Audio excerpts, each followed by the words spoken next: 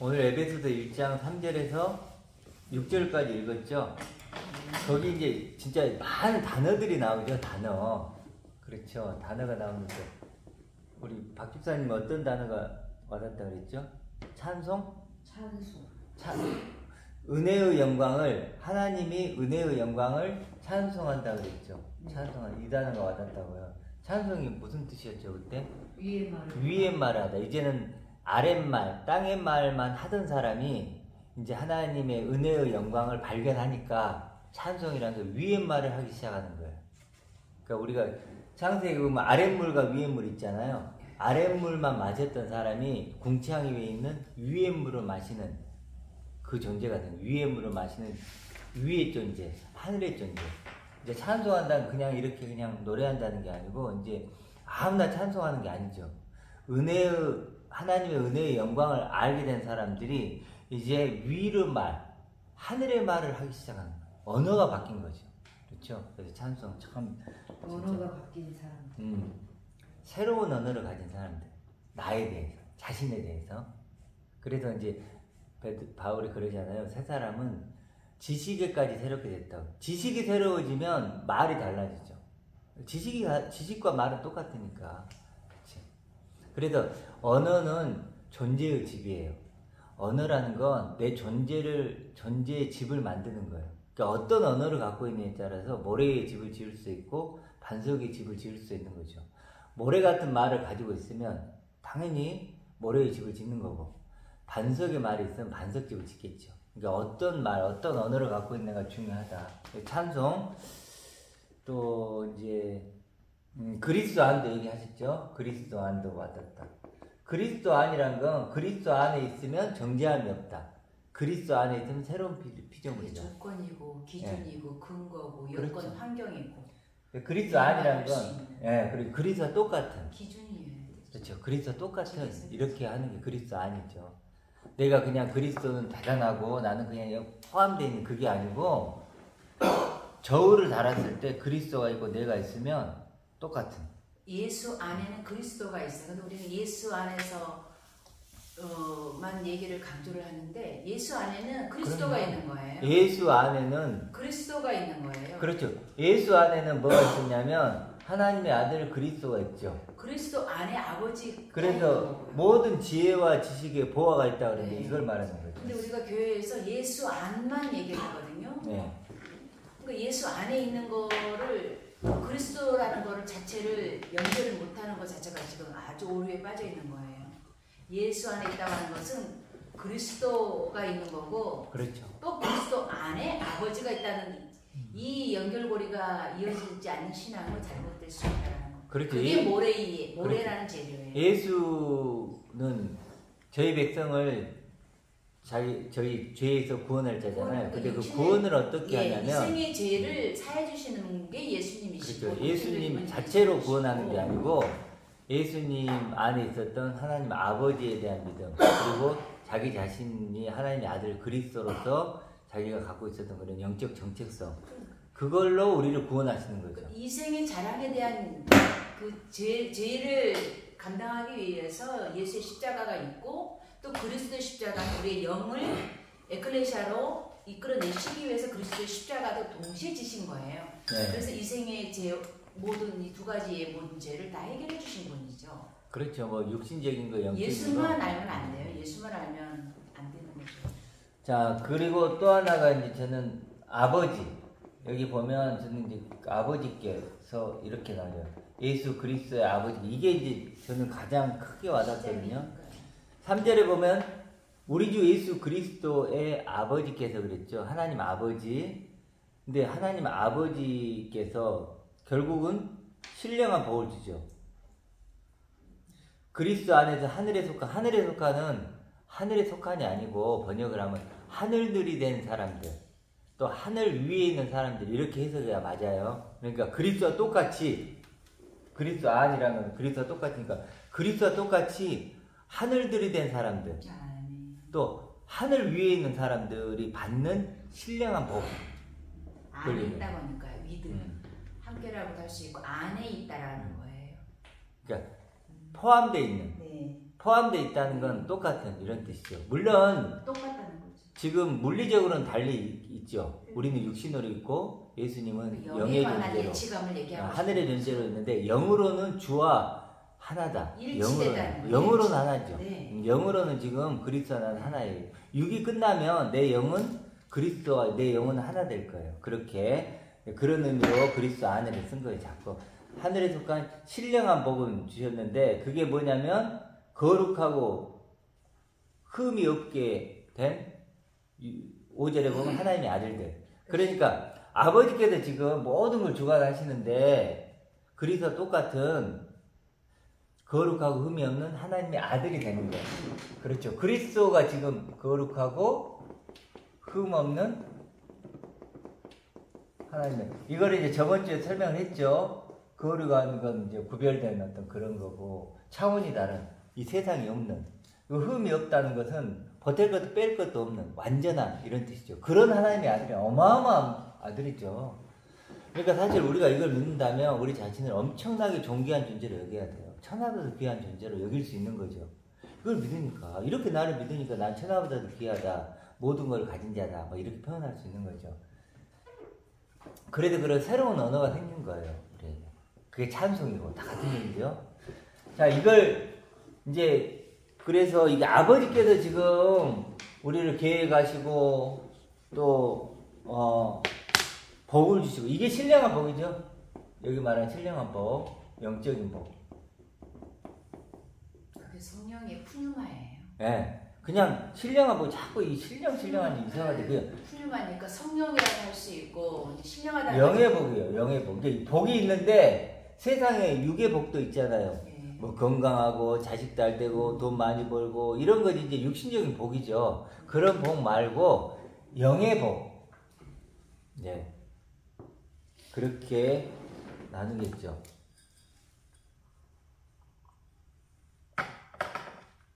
그러니까 누가복음 12장에 보면 그 부자가 나오잖아요. 부자가. 그래서 이제 다 이제 이렇게 막 재물을 쌓아놓고 막 곡간을 쌓아놓고 하니까 그러니까 이제 내 영혼을 오늘 밤 이렇게 내가 다시 가져가면 너가 어떻게 되겠느냐. 그러면서 그 다음 말에 재물에 부여하고 하나님께 대해서 부여하지 못한 영혼이다 표현을 하거든요. 그 영혼의 문제예요. 육신의 문제가 아니고. 지금 성경은 육은 부자인데 영은 가난하다. 육은 지금 부한데 하나님과 관계가 끊어졌다는 거예요. 우리는 반대가 돼야 되죠. 재물은 뭐 이제 알아도 자기 능력껏 갖는 거고, 재물은 뭐 이제 자기가 능력껏 하는 거고, 하나님께 부여한 자가 돼야 되죠. 영이 가나요? 그렇죠. 그게 이제 영의 복이죠. 하나님께 부여한 자. 예수님이 얘기했을 때, 그래서 영의 복, 신령한 복, 이거보다는 영의 복이 더 맞아요. 자꾸 신령하다 그러니까 자꾸 좀 그래요. 영의 복. 그러니까 그리스도와 똑같이, 아버지께서 그리스도와 똑같이 하늘들이 된 사람들에게 주는, 하늘 위에 있는 사람들에게 주는 영의 복. 그게 뭐예요? 이거죠. 거룩하고 흠이 없는 하나님의 아들. 이게 이제 모두 하나님의. 그런데 이걸 또 뭐라고 표현을 했냐면 바울이 하나님의 은혜의 풍성함, 은혜의 부유함, 이렇게 표현했죠. 계속 연결해서 이렇게 표현을 하고 있어요. 이렇게 된 자들이 찬성이 되어야라는 거죠. 이제 이렇게 이걸 아는 사람들은 이것으로 자기를 표현이... 고백하니까 그게 찬송이다. 예. 네. 이렇게. 그리고 이제 그렇게 해서 이제 은혜의 영광을 은혜의 풍성함 이렇게 표현하죠. 그리고 6절에 보면 이는 그가 사랑하시는 자 했는데 그가 사랑하는 자 안에서 더 정확히 하면 그의 사랑을 받고 있는 자 이렇게 뜻이에요. 그의 사랑을 받고 있는 자. 그 다음에 8절에 보면 이게 뭐가 될까요? 그러면 그게 이제 결국 이게 지혜죠. 지혜. 8절에 지혜가 되는 거예요. 지혜가 뭐라 그랬어요? 반석 위에 있는 지혜로운 집을 짓는 자 같으니 그랬죠. 그리스도 안에 있는 자는 지혜를 받는 거겠죠. 그러니까 반석이냐 모래냐 그걸 분별을 해서 저거 모래네 그러면 집을 지으면 안 되겠네. 저거 반석이네 그런 것처럼 반석이신 그리스도. 그 그리스도 위에 나의 집을 세우는 사람.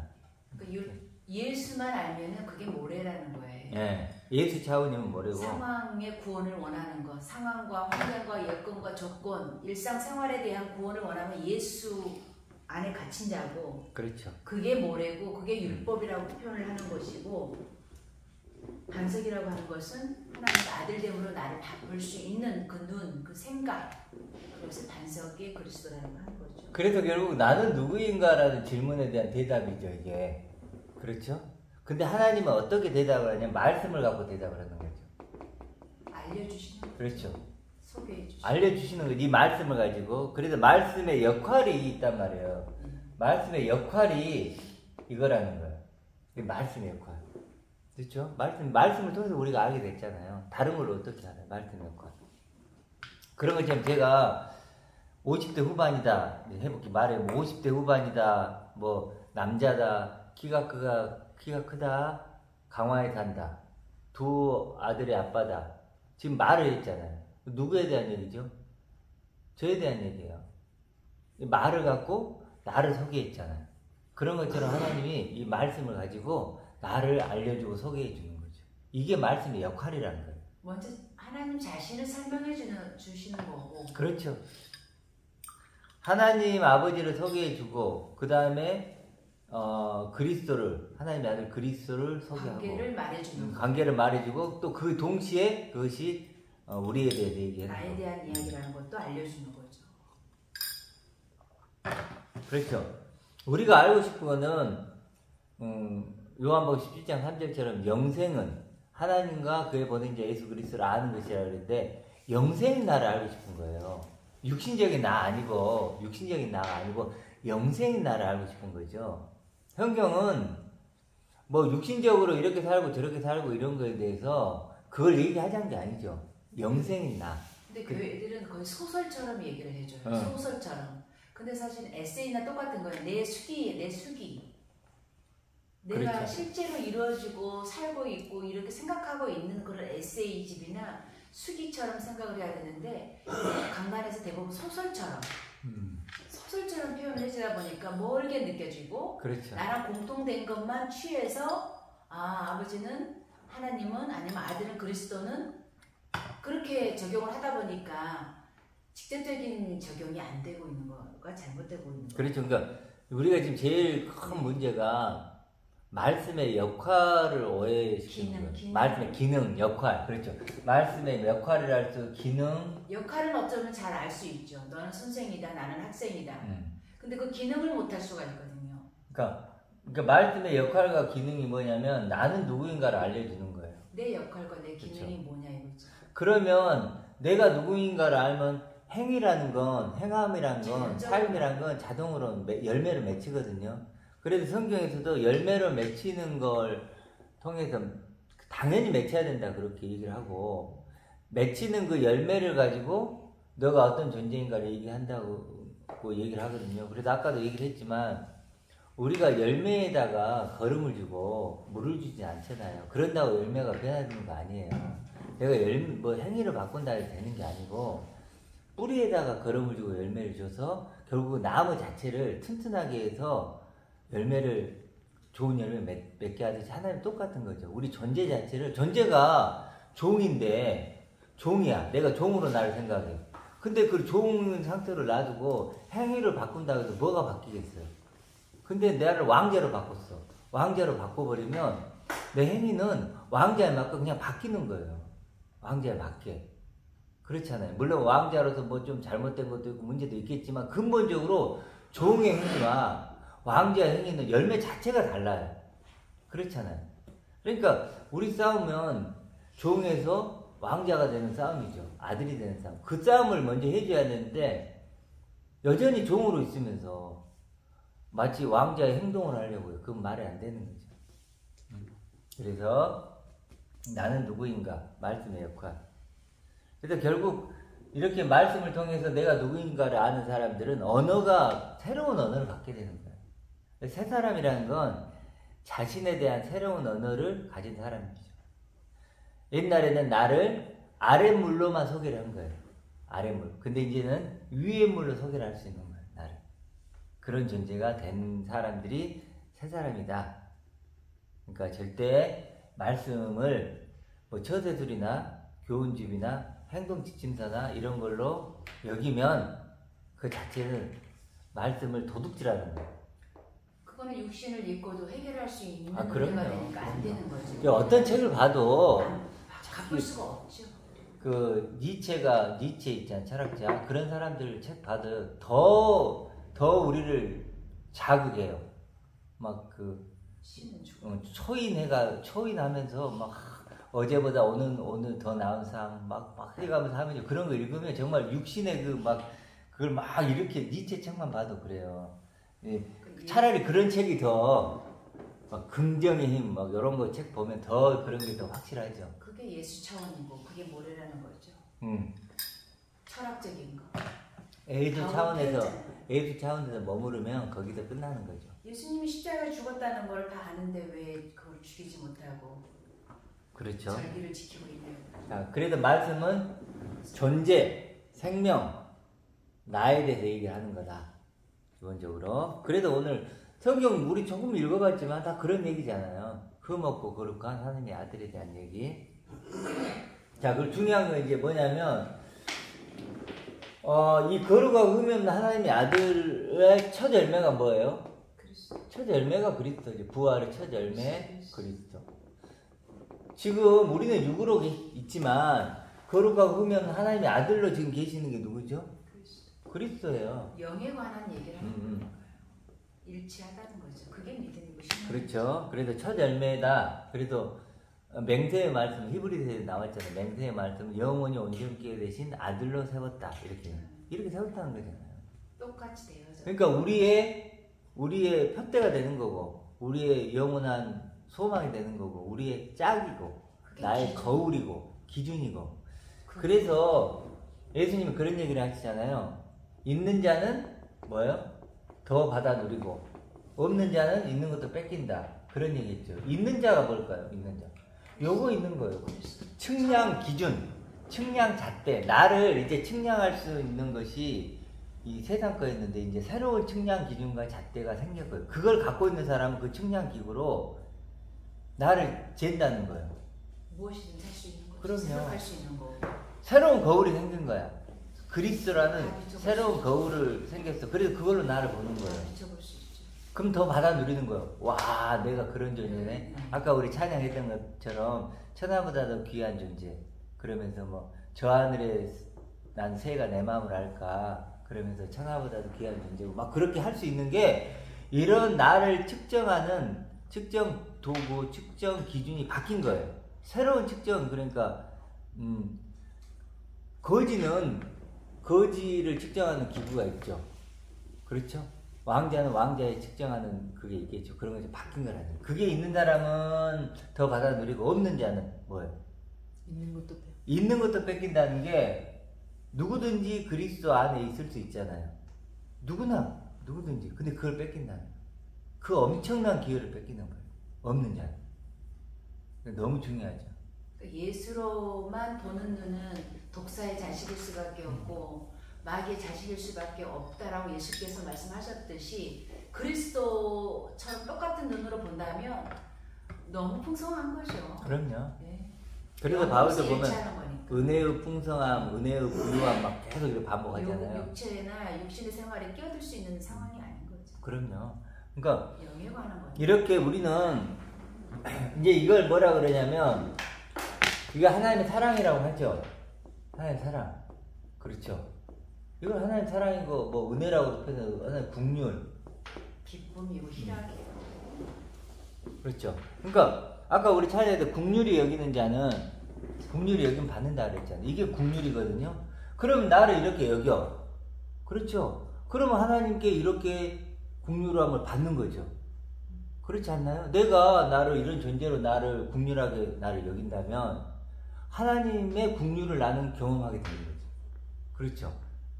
내가 이렇게 나를 믿는다면 하나님의 사랑을 경험하는 거죠. 이렇게 하나님의 사랑을 경험하는데 어떤 사람이 이런 얘기를 해요.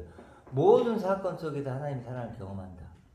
말이 돼요, 안 돼요? 그건 이 세상의 임금 안 사단에게 되는 속한 거죠. 이야기죠. 사단의 말이에요, 그건. 왜냐면 이 세상 임금이 사단이라고 그러고 그렇죠. 모든 사건 이 세상에 관한 이야기고 그럼요. 이 육도 이 세상에 속한 거예요. 마치 그 3번 유혹 받았을 때 돌이 떡대기 되게라 또 떼어내려라 천하 만국을 가지면 너 하나님의 아들로 경험해라 그거잖아요. 그건 똑같은 거예요 지금. 사단이 내게 넘겨줬다고 했잖아요. 뭐 세월호 사건이나 뭐 전쟁 나고 그런 모든 사건 그런 속에서 하나님 사랑이 어떻게 경험되냐고요. 여기 있잖아요. 그렇게 말하는 사람은 자기 자식이 거기에 없어서 하는 소리예요. 그럼요. 만약에 정말로 세월호 속에 그렇게 한 사람이 모든 사건 속에서 하나님 사랑을 경험할 수 있다. 자기가 진짜로 그러면 그런 소리 못하죠. 지금 우크라이나나 뭐 저기 이스라엘은 그렇게 전쟁이 나다 죽어가고 있고 손발이 잘려갖고 막 죽어가고 있고 그런데 거기다 하나님을 경험하라 모든 사건을. 그러니까 우리가 말을 할 때 보면 너무 쉽게 말을 해요. 무식한 거죠. 하나님이 무식한 거예요. 역사하신다. 하나님이. 무지한 거야. 아니 내 부모도 전쟁 일어나게 하는 거 원치 않는데 하물며 하나님이 그러니까 그렇다면 그 사람 논리대로 모든 사건 속에도 하나님을 경험할 수 있다면 그럼 하나님 모든 사건을 일으키고 있다는 거잖아요. 그 사람들 경험하게 가서 좀 해보라고. 그리고 누구는 전쟁에는 다 기독교인들이잖아요. 뭐 하나님 믿는다고 하는 사람들인데 그런데 실제로는 그 사람들은 그런 사건이 일어나는 거 그렇고 자기한테는 뭐 자식이 좀 잘 되고 그러면 하나님의 은혜라고 사랑이라고. 그러니까 얼마나 진짜 그런 말 들으면 요즘에는 도대체 그런 식의 무지함이 그래서 성경에서 보면 우리 그리스도를 얘기할 때도 보면은 그리스도의 생명을 가졌대요. 생명 들어보면 그리스도의 생명을 가졌대 들어보면 좀 착한 사람 된 거야 내가. 그러면 전부 이걸 다 뒤집어 씌우는 거야. 그리스도의 생명을 드디어 알게 됐다. 내가 예를 들어 나쁜 좀 내가 배우자한테 좀 못했어. 근데 이제 말씀 듣고 조금 착하게 살아라네. 그러니까 내가 좀 착하게 살게 됐어. 그러면 착하게 살게 되고 남들을 다 사랑하게 되고 있는 모습 그대로 사랑하면 그게 그리스도의 생명을 그리스도가 그랬다는 거예요. 그러면서 이제 다 그리스도의 생명을 가졌다고 얘기를 하는 거예요. 그러니까 자기가 경험한 걸 전부 그리스도의 생명에 뒤집어 씌우는 거예요. 네. 근데 성경은 뭐라고 하느냐? 그리스도를 그런 식으로 잘못 믿으면 그걸 적그리스도라고 한다고요. 대적자라고 하는 거예요. 전쟁은 내게 속한 거라고 하는 구약의 말씀을 그 히브리에 대한 내용이 그 이해가 없다 보니까 지금 이렇게 하나님의 아들 된 그리스도와 같은 내가 되지 않으면 계속 이 세상 임금하고 싸우고 있는 거예요. 그렇죠. 그러니까 육신의 아버지와 영의 아버지와 지금 우리가 어떻게 보면 동시에 그러니까 하나님을 믿는데 실제로 하나님을 대적하고 있는 거예요. 대적하고 있는 거예요. 지금 그리스도는 거룩하고 흠없는 하나님의 아들이에요. 그게 안 되는 이게 그리스도지. 뭘 내가 좀 착해지고 내가 뭐 좀 그런다고 해서 뭐 그리스도의 생명을 같이 갖는 게 아니에요. 이거지. 이걸 모르면 그리스도를 모르는 거예요. 그래서 우리 골로새 3장 3절에 뭐라고 나와요? 너희 생명할 때 이 생명은 뭐예요? 아들 생명을 얘기하는 거죠. 우리가 말하고 있는 너희 생명이 그리스도와 함께 그리스도 안에 그리스도와 똑같이 이렇게 있잖아요. 하나님 안에 감춰져 있는 거예요. 자, 그러면 감춰져 있다 그래요. 그러면 이 생명은요 이미 감춰져 있는 거예요. 이미 있는데 못 발견한 거죠. 이미 있는 거라고. 찾는 거죠. 이미 하나님 안에 있는 이 생명을 경험하는 거지 내가 육신을 조금 변화시켜가고 경험하는 게 아니에요. 그렇게 경험될 수 있는 게 아니란 말이에요. 그건 다 적그리스도라는 거예요. 그러니까 내 육신을 좀 더 나은 육신으로 만들어가지고 경험하겠다? 그것은 적그리스도라고요. 어떻게 경험해야 한다고요? 있잖아요. 너희 생명은 이미 하나님 안에 감춰져 있다. 하나님이 지금 준비하고 계신다니까요. 하나님이 가지고 있단 말이에요. 그 생명을 경험해야지 내가 이 땅에서 내 육신을 좀 변화시켜서 경험하는 건 그것은 적그리스도가 된단 말이에요. 예수를 닮기 원하면 예수께서 하신 것이 자원봉사며 선교활동이 아니잖아요. 그러니까 일상생활에서 목수의 아들로 태어나서 돈 달라고 기도한 내용이 하나도 없잖아요. 부자 되게 건강하게 해달라는 말 한마디도 없잖아요. 그러니까 결국 하나님의 아들에 우리 자주 얘기하지만 더 나은 육이냐 영이냐고 했을 때 이게 이제 첫 번째잖아요. 이거 두 번째고 대부분 여기서 끝나요. 더 나은 육. 그러면서 구원받았다, 뭐 그리스도의 생명을 가졌다, 뭐 아들이다 이름은 다 붙여. 그런데 그 들어보면 다 아랫말이에요. 땅의 말 여전히. 이것은 아니다. 아래 샘물이 터나오. 이게 이제 머리 위의 집이다. 머리 위의 집. 결국 하나님께 가면 머리 위의 집은 다 이제 그의 이제 심판을 받게 될 거니까 그건 내가 어떻게 할 수 있는 게 아니에요. 지금 얘기를 하는 것 뿐이지. 그러니까 뭐 50년을 교회를 다니고 뭐 매달 11조를 하고 이런 거 아무 의미가 없는 거예요. 그건 다 율법이고. 머리 위에 집을 지어가지고 집을 아무리 이쁘게 꾸미고 막 투자를 하고 막 지극정성을 하더라. 머리 위에 집은 창수가 나면 물이 한번 홍수가 나면 탁 쓸려가듯이 끝나는 거야. 아무것도 없어요. 그러니까 교인들은 지금 거기다가 방파제 지금 쌓고 있는 거야. 방파제. 물 못 내려오게. 예. 가지도. 반대로 한번 생각해 보세요. 그럼 예수님이 거룩하고 숨어있는 아들이 됐는데 우리가 그런 아들이 태어나잖아요. 믿음으로 태어났는데 그러면 우리가 여기 땅에서 살고 마귀 세상 살고 있는 한은 육을 가지고 있잖아. 그러면 아들이 됐으면 육도 통제할 줄도 알아야 돼요. 당연하죠.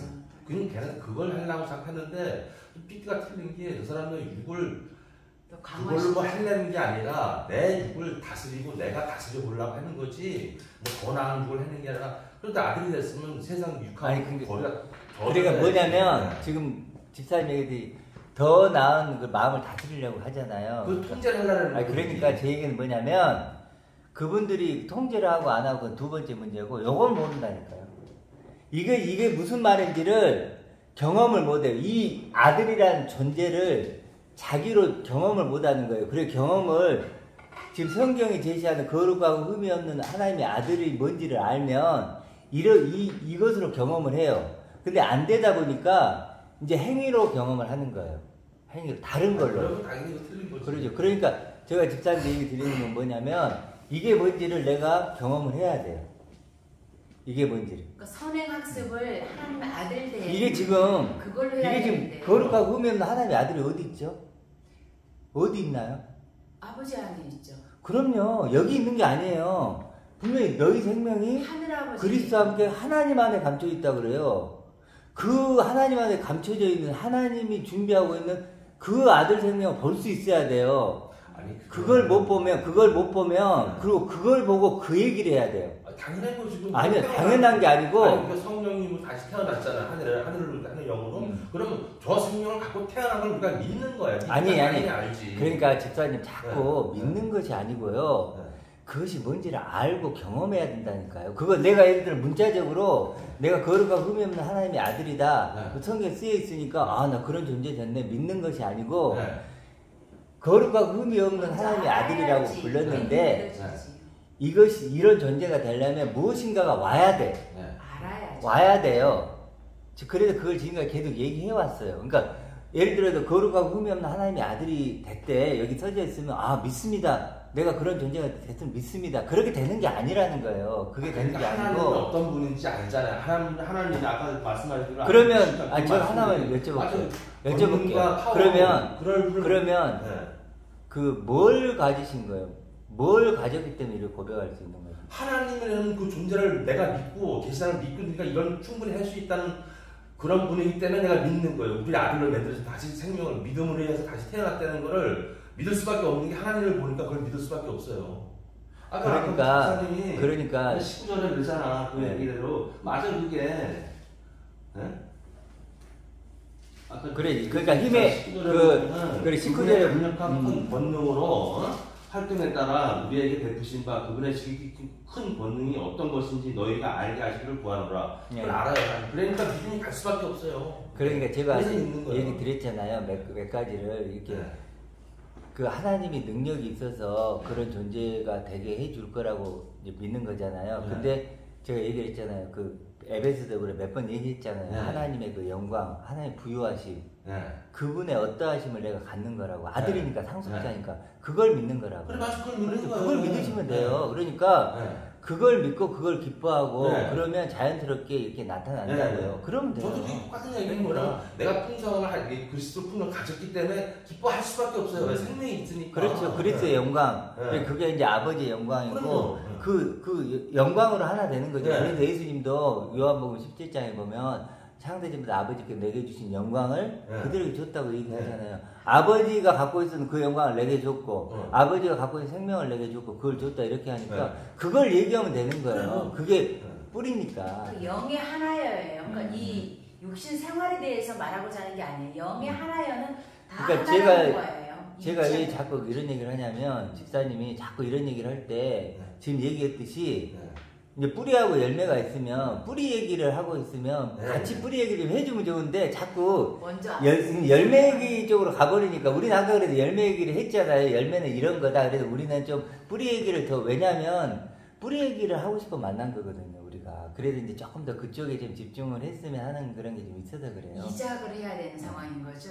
지금 형통한교회가 세워진 것은 본연의 이렇게 율법교회 지금 보편적인 교회들이 거의 율법교회고 예수에 국한된 교회들이잖아요. 그렇죠. 근데 그것을 이작 뭐 이모라고 그러나 이렇게 좀 이렇게 뽑아서 다시 좋은 땅에 그렇죠. 근데 이제 어느 정도 뿌리는 났어요. 율법이라는 것을 반드시 거쳐야 되니까 그 뿌리가 다시 나와서 화분에다 옮겨놓는 그리스도라고 하는 거기에 이제 접붙여 놓는 그런 상황인 거예요. 교회 우리 형통한교회 설명은 예수를 안 믿는 것도 아니고 예수님의 역사를 부인하는 것도 아니고 이미 그렇죠. 거기서 율법이라는 것을 다 모든 번제라든지 이런 과정들을 통해서 뿌리가 내려진 그 뿌리를 이제는 정말 제자리에 놓아야 하는 그게 그리스도란 말이죠. 그렇죠. 이제 그쪽으로 이제 예. 옮겨야 되고. 옮겨놓는 그러니까 자. 이런 말들이 사실은 예. 어떤 의미인지를 그게 물 거룩하다. 주는 거고 예를 들어서. 아들을 설명하는 수식어잖아요. 이런 것들이 사실은 이제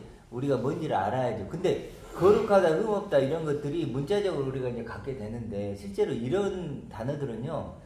우리가 인간이 거룩이다, 흠이 없다 이런 단어를 가질 수가 있냐고요. 우리가 육신을 입고 있냐 이게 가당키나 한 수식어냐고 이거 말도 안 되죠. 흠이 없다는 게 말이 돼요? 안 되잖아요. 그러니까 하나님은 이미 이 얘기를 하는 거예요. 뭐냐면 하나님이 지금 준비하고 있는 하나님의 아들은 하나님이 지금 완성해서 준비하고 계신 거라고요. 요셉의 아들 예수님을 말하고 싶은 게 아니에요. 그거는 그냥 부끄러운 옷을 입고 온 우리에게 보여주시고자 하는 모습인 거고 근데 대부분 교회들은 자꾸 요셉의 아들 예수님만 멈춰져 있으니까 하나님께 부유한 자가 돼야만 이게 이제 이해가 되는 거예요.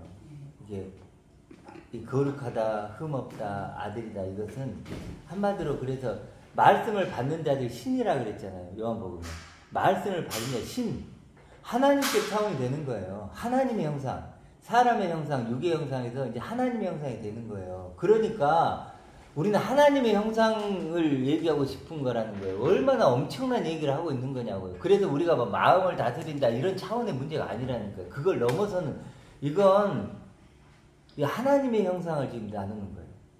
사람의 형상 얘기하고 싶은 게 아니에요. 육의 형상 얘기하는 게 아니에요. 지금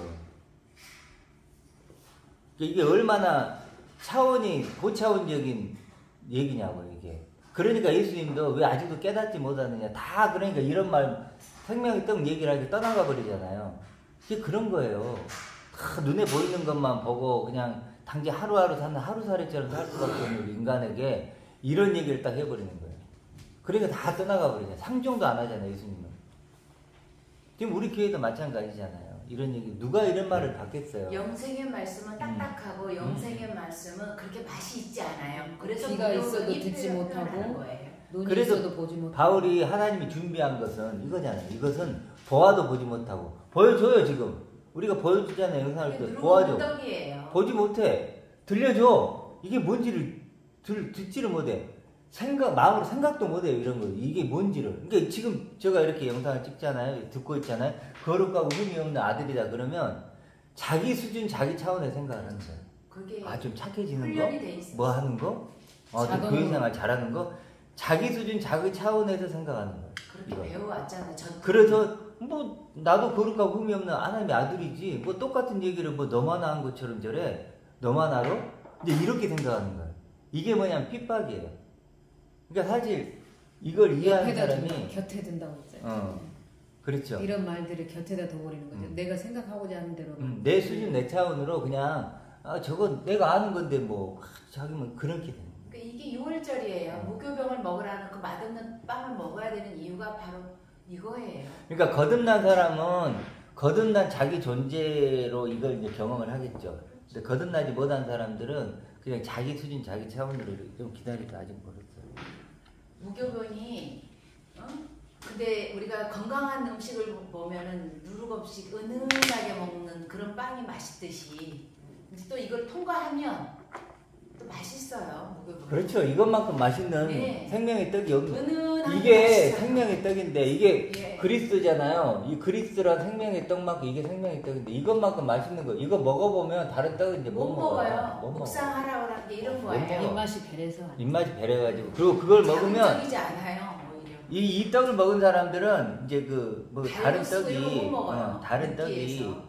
이 뭐냐 죽이는 떡이라는 거 알아요. 절대 못 먹죠. 당뇨 걸려. 맛이 있고 없고의 문제가 떠나서 그걸 먹으면 죽어 내 영혼이. 그러니까 먹으라 해도 못 먹어. 그러니까 다 알잖아요. 입에 쓴 것이 네, 건강한 음식이라는 거 다 알잖아요. 네. 근데 그래도 내가 이런 서로를 존재가 알죠. 되면 네. 그리스도 똑같은 그리스도 안에 있는 존재가 돼서 이런 존재만 정죄함이 없죠. 그리스도 안에 정죄함이 없고 이런 존재만 새로운 그게 필요가 조건이에요. 이게 새 거예요.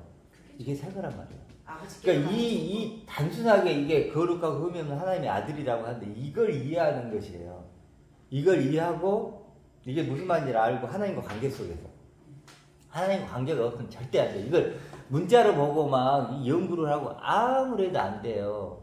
하나님 아버지 그분과의 관계가 형성이 돼야만 이게 무슨 하나님의 거룩이고 하나님의 흠 없음이 내게 오는 거예요. 그래도 아들이 그래 상속자지. 이 과정이 통과되지 않으면 절대로 이건요 그림의 떡이에요. 그 말뜻을 정말 제대로 이해를 하면 하나님 아버지의 사연을 알게 돼요. 구약에서부터도 알게 되고 예수께서 오신 이 사연도 알게 되고. 그렇지 최종적인 저는 이제 구약이나 이런 것들을 많이 안 하는데 결국 그것들이 모두 그 얘기하고 있는 게 이거죠. 그렇죠. 서서 먹어야 되는 떡이 바로 하나님의 그리스도와 똑같은 나예요. 이게 그렇죠. 유월절의 역사예요. 이게 가지고 오시고 네. 가지고 이게 방주고. 그러니까 그렇죠. 바울의 심정을 알게 되고 예수님이 왜 그렇게 화를 냈는가를 알게 되는 거죠. 그렇죠. 그러니까 이게 이제 보이지 않는 소망이니까 다 보이는 소망으로 살아가잖아. 그리고 그것을 마치 하나님의 은혜라고 생각을 해버리니까 이제 힘들어지는 보이는 거죠. 소망이 얼마나 허망하다는 것을 깨달아야 되는 게 최종적인 거예요.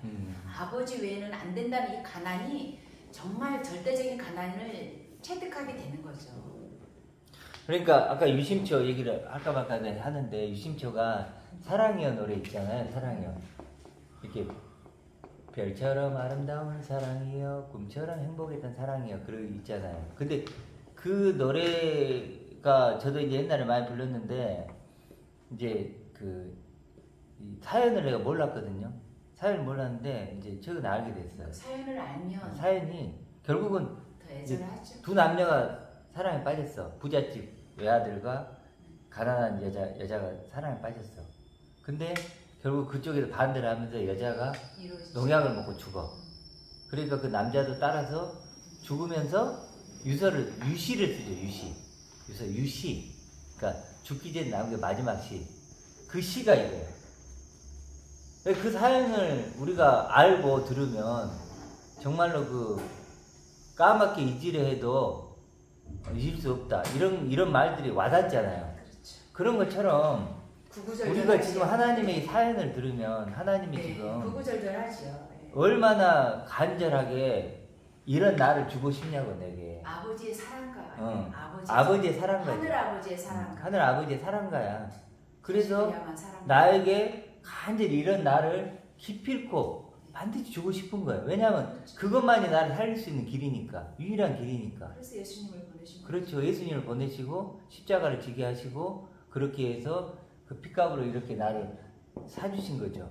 그러니까 그런 어떤 그 하나님의 사연을 알면 우리가 뭐 행위를 좀 어떠고 이런 차원이 아니라는 거예요. 먼저 아는 게 정말 그럼 중요한 교회 좀 나오고 헌금 좀 하고 현금을 하니 안 하니 기도를 하니 안 하니 말씀이 있니 안 있니 그런 것들이 얼마나 다 율법이고 진짜 모래라는 거야, 율법이고 11조. 모래라는 거 11조를 냈니 안 냈니 뭐 전도를 하느니 안 하니 뭐 착하니 안 착하니 뭐 그런 것들은 진짜 모래고 그게 모래라는 율법일 거예요. 뿐이라는 거예요.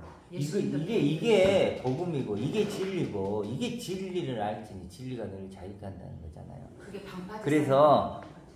그래서 이제 이걸 알면 심령이 가난한 자는 복이 있다 그랬죠. 심령이 가난한 자는 복이 있는데 원어대로는 복이 있다. 복되도다 이래 선포를 하는 거예요. 너무 멋지죠. 예수님이 입을 열어서 산상수훈 1000마리가 복되다는 거예요. 너 복되도다. 이제 복된 사람이 복될 수 있다.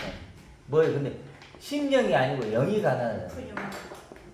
심령이 아니에요. 영이 가난한데. 그냥요. 그걸 성령이라고도 하고 이제 거룩하니까 그렇죠. 신령하다 이제 그렇게 표현을 해주는 거예요. 가난하면 우리는 뭔가 있는 것처럼 이렇게 하잖아요. 근데 아니에요. 이거 절대적 가난, 쿠투코스인데 절대적 가난. 내게는 전혀 없는 불가능한 이 영이 하나도 없는 상태예요. 영과 관련되는 게 아무것도 내가 육식을 입고 있는 나는 이 하나님인 영과 연결돼서 아무것도 없는 상태 지금. 빈궁한 상태. 그래도 절대적 가난 없는 것 이거 거지된 상태. 그래도 영적 거지죠. 상태. 영적 거지. 네. 완전한 거지. 네. 그래도 주지 않으면 이제 받을 수가 없는, 가질 수 없는 그런 존재. 근데 놀라운 건 뭐냐면 이 가난을 가지려면 없다는 것을 알려면요. 없다는 것은 있다는 걸 알아야 없다는 걸 알아요. 알았기에 없다라는 걸 아는 거죠. 그렇죠. 있다는 걸 아는 거야. 내가 저거 뭔가 생명을 보고 예를 들어 생명을 보고 죽은 자라. 생명을 보고 저게 진짜 생명이네. 보니까 근데 낙엔 없네. 이렇게 되는 거죠. 근데 생명을 못 보면 없다는 것도 몰라요. 가난한 자가 되질 않아. 그러니까 예수님이 여기서 말한 복되다 하는 건 가난한 자가 복되다는 의미는 뭐냐면 드디어 너 영을 발견했네. 영의 눈을 떴네. 이런 거예요. 밭에 감춘 보화를 발견했네. 이거예요. 행복하여라. 예, 행복하여라. 복 있는 자라니까 또 그죠. 자꾸 뭘 이게 주를 복이 줄 것만 같은 이걸 복을 행복이에요. 행복. 하늘 행복이에요. 예. 하늘 행복. 행복하여라. 하늘 행복을 가지라 이런 뜻이에요. 땅의 행복이 아니에요. 하늘 행복. 복 있는 자 이거 그게 뭐예요? 영이잖아요. 기복에서 그러니까 오고 행복하여라. 이 복이 있는 사람은요, 진짜 능력자예요. 발견한 자예요. 우리는 행복할 수밖에 없어. 가난하다 그러니까 심령이 가난하다 그러니까 막 없고 막 그런 게 아니고요. 밭에 감추인 보화를 발견한 거야. 발견. 발견했는데 나는 발견했어. 근데 그건 내게 없는 거야. 그 상태가 영이 가난한 거죠. 그러니까 어떻게 되겠어요? 이제 그러니까 예수님 뭐라 그래요? 그 다음에 구하라, 찾으라 두드리고. 그렇죠. 내게 그럴 수밖에 없으니까. 없죠. 하나님 그거 주세요. 구하라는 게 뭐예요? 그거 내 거니까 내 거 주세요 그랬잖아요. 이제 발견했잖아요. 그러면 절대적 가난이니까 이제 애통해야죠. 애통해하면서 길을 하나님. 찾았는데 없으니까 조바심이 저거 내 나는 건데. 거죠. 그럼요. 저거 내 건데 내게 없네요. 하나님 어떻게 해요? 그렇죠. 빨리 주세요. 구하게 되는 부르짖으라. 거죠. 부르짖으라가 되는 거예요. 이거 부르짖으라는 영. 거예요. 조바심이 나죠. 영. 그렇죠. 그렇게 돼서 이제 쭉 풀어지는 건데 그러면서 이제 하나님의 아들이라고 화평케 된 자가 화평케 하는 자가 아니라 그랬죠. 화평케 된 자. 화평이라는 거 하나님과 하나 된 기쁨 얘기했죠. 하나님과 하나 된 기쁨을 누리는 자는 행복하여라. 그럼요. 이제는 그러니까 행복하여라. 그게 행복이다. 네, 하나님의 사인이 귀에 잘 들어오죠. 구구절절해요. 들어오죠. 그러니까 사연이 있는 거 알면 그래서 이제 하나님의 아들이라 일컬음을 받는 거죠. 당연히 내가 나 스스로도 일컬을 수 있는 거죠. 그래서 내 하나님 이름이 아들. 되었으니까 행복할 수 네. 있는 거예요.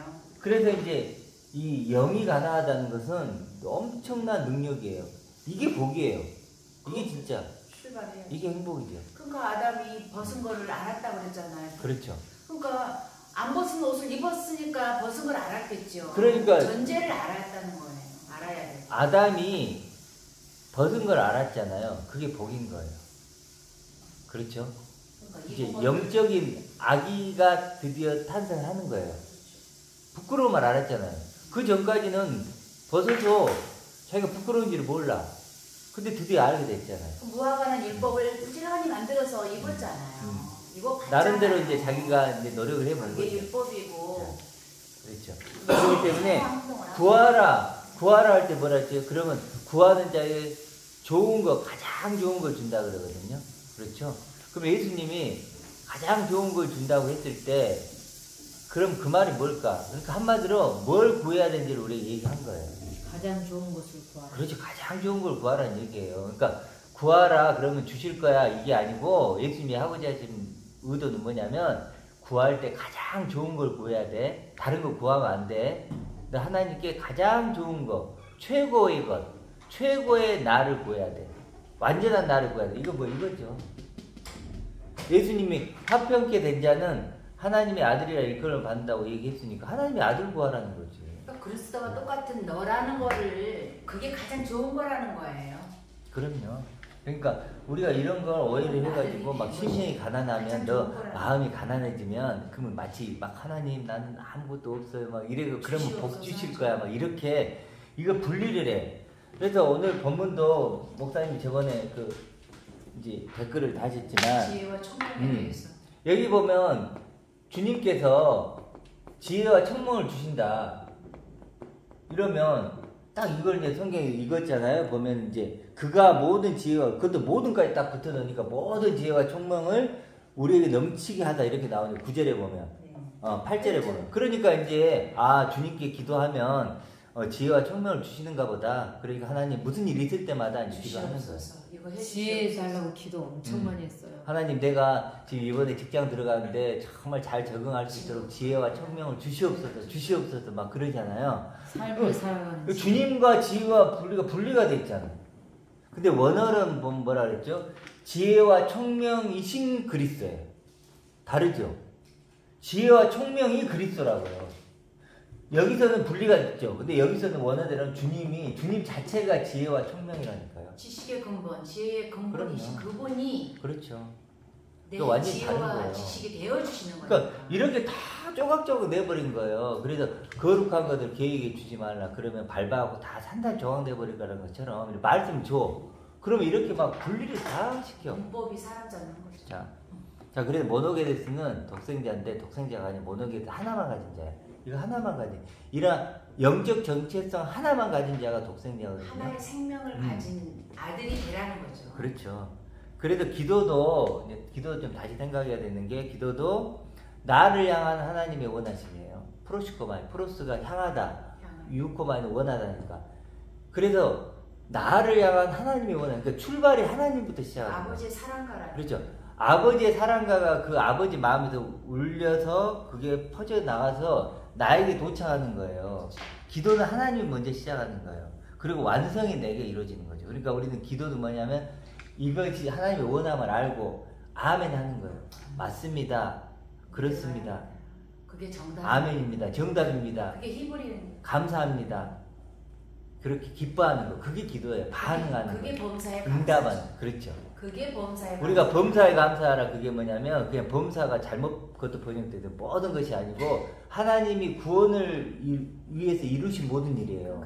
그러니까 여기도 보면 11절에도 모든 일이 나왔잖아요. 이 모든 일 봐. 모든 일이 그의 뜻대의 결정대로 이러니까 모든 일 이게 아니고 하나님이 이 앞에 하시는 구원의 모든 일 그 일을 얘기하는 거고 바울이 말하는 데살로니가서에서 보면은 범사에 감사하라는 것도 모든 일어난 범사에 감사하라는 게 아니고 원어적으로 보면 하나님의 구원을 위해서 행하신 그 모든 일, 그 모든 일을 감사하라는 거예요. 그런 건데 되게 하신 그 일을. 네, 그럼요.